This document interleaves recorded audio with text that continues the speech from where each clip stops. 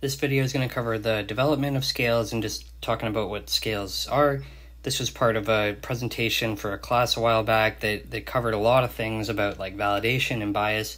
It would be too much to put in one video. I'm probably going to make other videos out of the other sections, but yeah, this one's just going to talk about what scales are and how they're designed.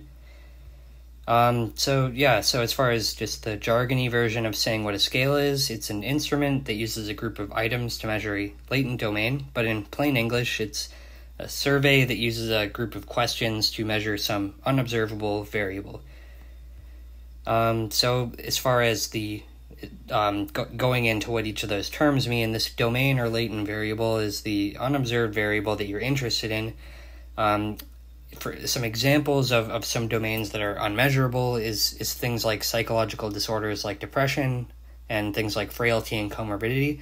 It's hard to have like one question asking like 0 to 10, how depressed are you? Because that implies someone really fully understands depression and is able to give that answer of 0 to 10. But what's much more practical is to ask them a bunch of like smaller questions that are more tangible that ultimately measure this latent variable of depression. It's also possible that it is measurable, but it's just not practical.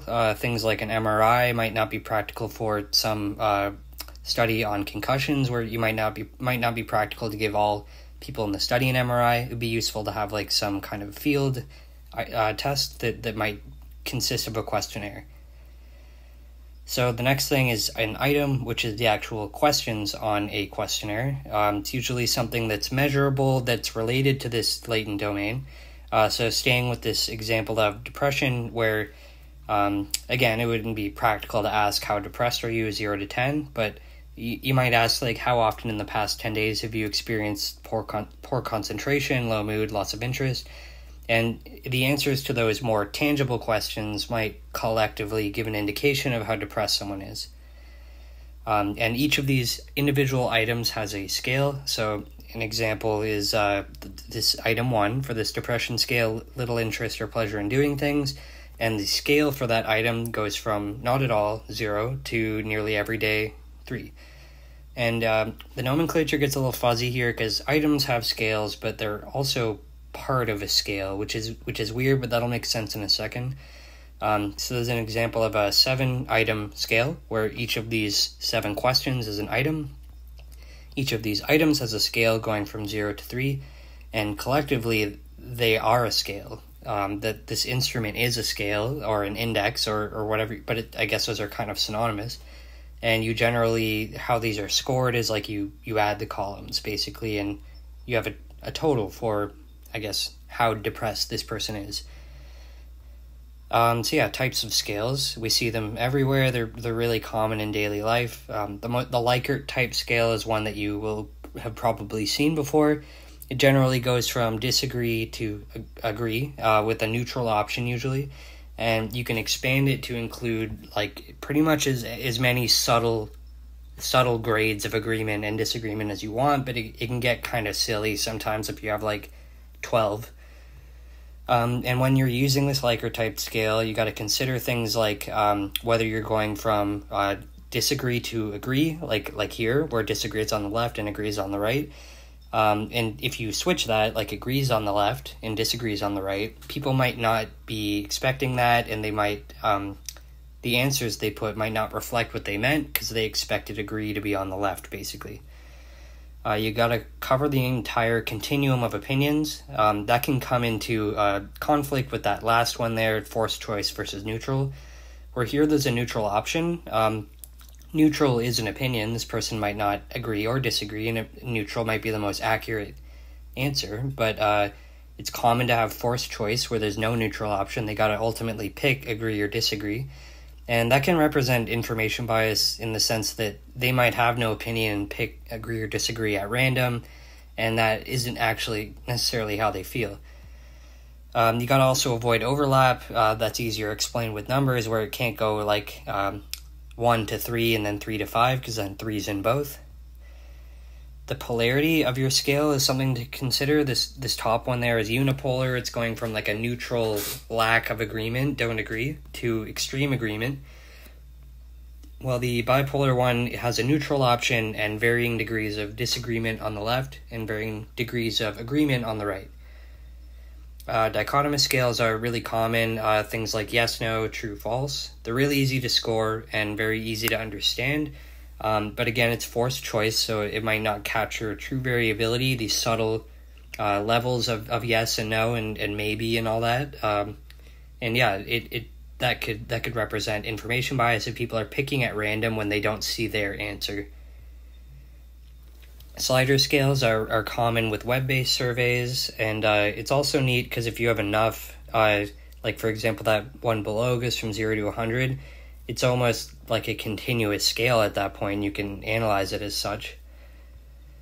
Visual analog scales are neat because, like, let's just say you're like a really little kid that doesn't know how to read, like you can't read, no pain, mild, moderate, and maybe you can't even count, and that's okay because the FACES scale is pretty understandable to most ages, and then that kid can describe the pain they're feeling in a way that they might not have been able to without this visual analog.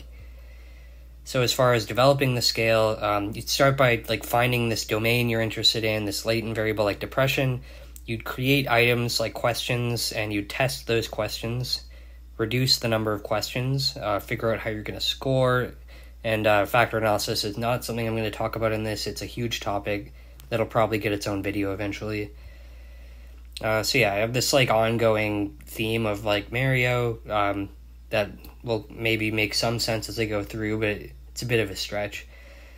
So your domain is this latent variable you want to evaluate. I guess here, like, there's this shape and combination of shape and colors that we perceive as Mario that is this latent variable that's composed of items, these little blocks. It's a stretch. But yeah, a good domain can't be measured because if it can, then it doesn't need an instrument or a scale to measure it.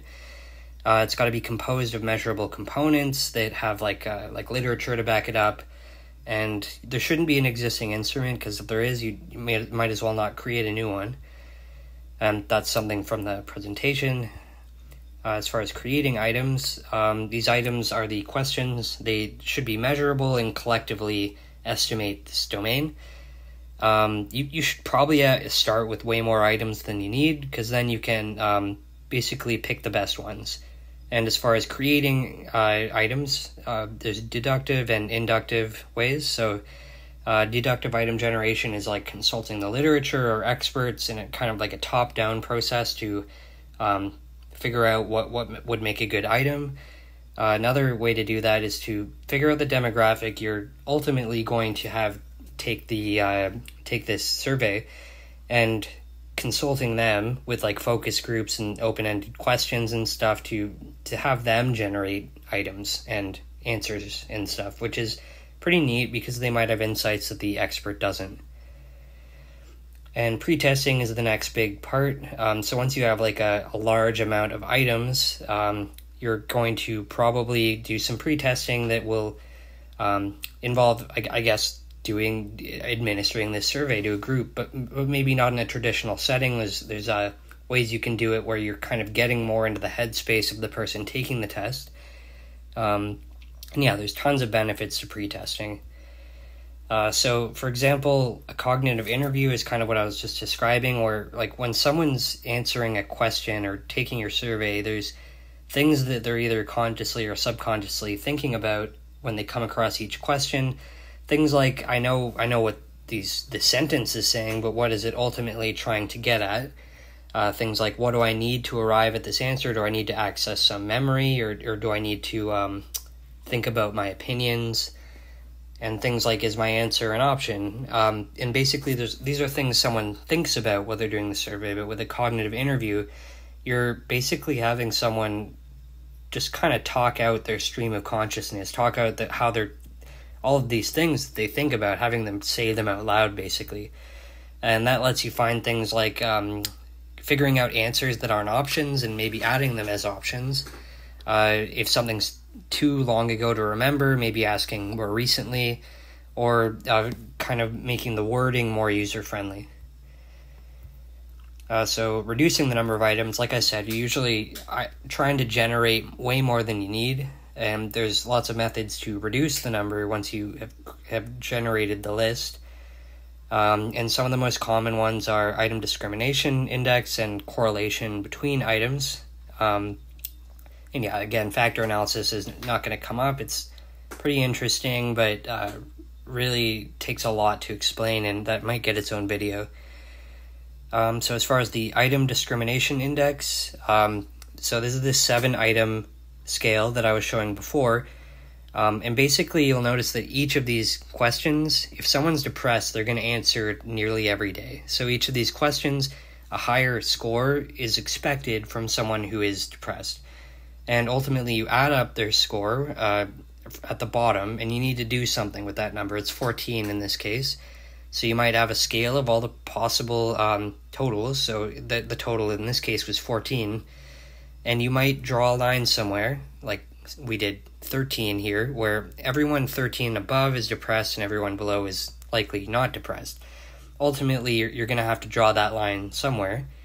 And that makes sense because, like I said, each of these 7 questions, if someone is extremely depressed, they're probably going to put 3 for everything. And that's reflected here, where someone with a very high score is going to be in that likely depressed portion of the scale. So as far as the item discrimination index, it's kind of hard to describe, but just bear with me. Let's just say we had 110 people take this survey, and 10 people had a score above 13 who are likely depressed, and 100 people had a score that is below 13, meaning these 100 people are likely not depressed. So by looking at how these 10 people that are likely depressed answered these questions and those who aren't depressed, we're able to get indications of whether there's problem questions. So for example, if we're doing the item discrimination index on question 13 here, which is, do you often feel isolated, yes or no? And we have, basically we're figuring out, of these 10 people who we determine are likely depressed, how many of them said yes to this? And we would expect all of them to have said yes to this. And of those who are likely not depressed, how many of them said yes to this? We're hoping that no one said yes to it, because if a lot of people who aren't depressed said yes, that would mean it's not a great question. So here we have 9 out of the 10 people who are likely depressed saying yes. That's pretty good. We had 20 people out of the 100 who are likely not depressed who said yes, and that could be an issue, just because that means that this question might not necessarily apply only to depression. It might not be a good question that's good at parsing out who's depressed and who isn't.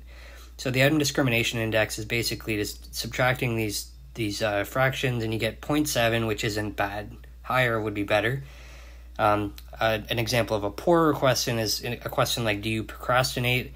70% of people who we think are depressed, or based on their total score we think are depressed, said yes to this.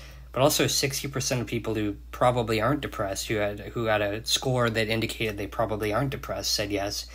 And that is a very low item discrimination index, meaning that this question isn't asking about depression very effectively, and maybe we should drop it. Inter-item correlation, this is like a correlation matrix between the questions. Basically, this is one of those rare situations where we want high correlation between all of these questions. And the reason for that is, like I was showing, I'll just skip back. Like all of these questions, we want them, like if someone's truly depressed, we want all of these questions to be answered similarly, and in that sense they will be correlated. Like if someone says yes to question 1, they're likely to have also said yes to question 2, so we want correlation between these things.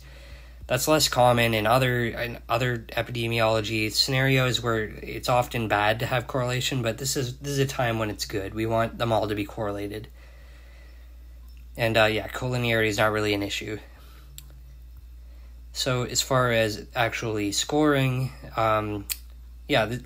this is a common way of scoring where each question has a scale of like 0, 1, 2, and 3. And you just add the totals for each column. The 0 column doesn't have a total because it's 0. But each of the other one, they picked 1 on question 1 and 4, so that's 2 1s. So that total is 2. Basically, ultimately, like at the left there, you can see there's often like a dichotomous way of determining like, oh, everyone above this number is depressed, everyone below isn't. That's a common way of doing it. Another way you can do it is averaging. So like here, you can see for question 1 they put 1, for question 2 they put 3. Basically, if you just like take the average of what they put for everything, you can get a number that way. And yeah, that gives a bit of a simpler score actually, because it would be like somewhere between 0 and 3. So that might be easier depending on what you plan to do with it and how you plan to analyze it. And yeah, that's basically it. I'm hoping to make a couple more videos on scales.